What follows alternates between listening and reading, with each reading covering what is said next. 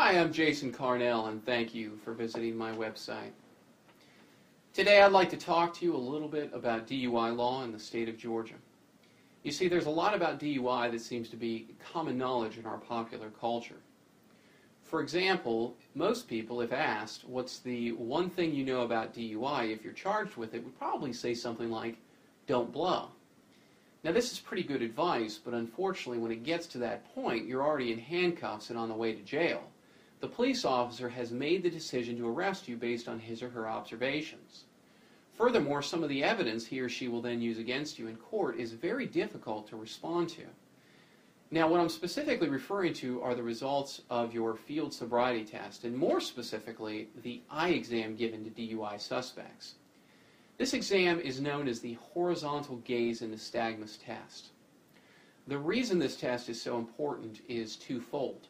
First, most police officers will admit in private that this is the test they personally use to make a determination of whether or not to arrest you.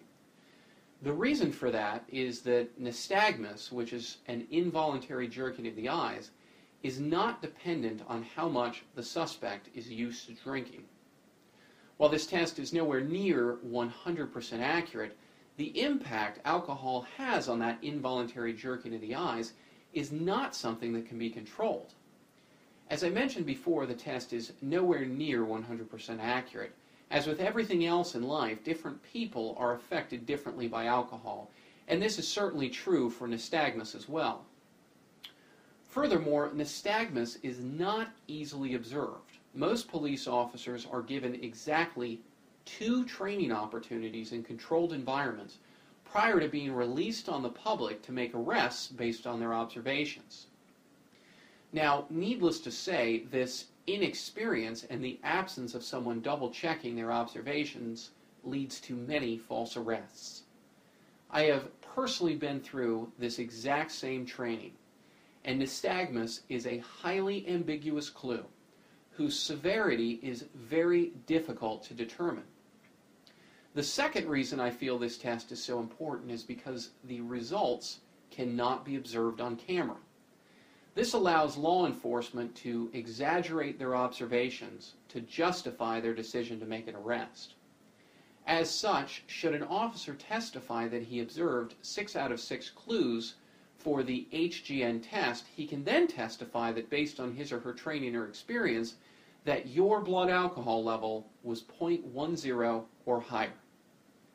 Unless it can be plainly seen on video that the officer performed this test incorrectly, it is very difficult to impeach the officer based on his or her observation.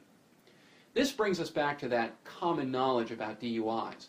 What should you do when asked to submit to the HGN test? There's simply no answer that's 100% right all of the time. If you refuse to submit to this test, the officer will undoubtedly ask you several questions as to why. The sound of your voice and pronunciation of your words while answering these questions could be more damaging to you than the test itself. Nonetheless, you should know that the law does not require you to submit to any roadside field sobriety tests. Should you choose to refuse, you may want to point out to the officer that you prefer to have a record of any test you submit to, and the movement of your eyes will not end up on his video. If you have any type of eye problems of any kind, you might want to mention this to the officer as your reason for refusing. For more information on DUI and the rest of the field sobriety test, I invite you to visit my website at www.carnellfirm.com. If you have any questions, you can always email me at jason@carnellfirm.com, or feel free to pick up the phone and call at 770-322-4990. Thank you for watching my video, and I look forward to hearing from you.